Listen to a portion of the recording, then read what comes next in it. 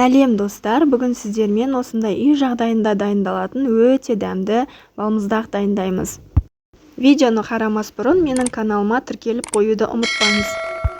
Ең алдымен шоколадымызды осылай водяной баняда ертіп аламыз. Мен 3 ас қасықтай сүт және 1 ас қасықтай сары май салып жібердім. Шоколадымыз толық ерігеннен кейін осылай стакандарымызға құйып, жан-жағына жағып шығамыз.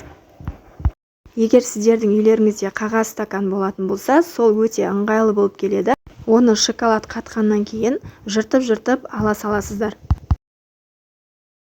Осылай шоколадымызды толық стакандарымызға жағып шыққаннан кейін 10-15 минутқа мұздатқышқа жібереміз. Енді осындай тоңазытқыштан шыққан салқын 33-35% кез келген сливкиді алып, қоюланғанша миксерлеп аламыз.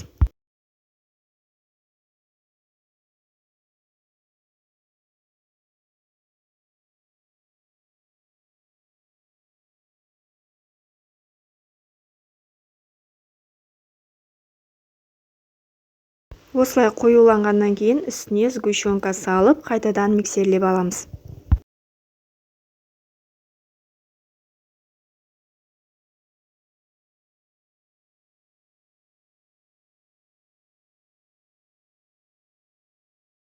Міне біздің стакандарымыз қатты. Енді осының ішіне сливкиімізді құйып, 2-3 сағатқа мұздатқышқа жібереміз.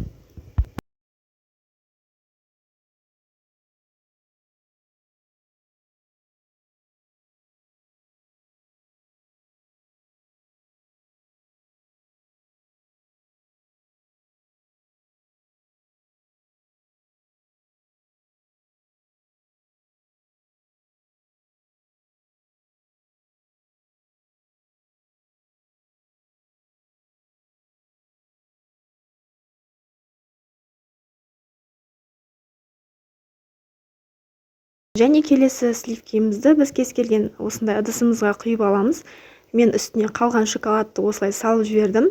Сонда шоколад қосылған өте дәмді балмұздақ шықты. Осылай жасап үйдегі балаларыңызды қуантсаңыздар болады. Дәмі өте керемет болып шығады.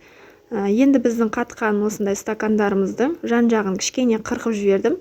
Сөйтіп кесіп ала берсеңіздер, өзі осылай оңай алынады.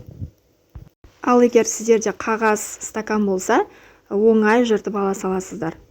Достар, менің каналымнан басқа да өте оңай жасалатын рецепт түрлері бар, қарап шықсаңыздар болады.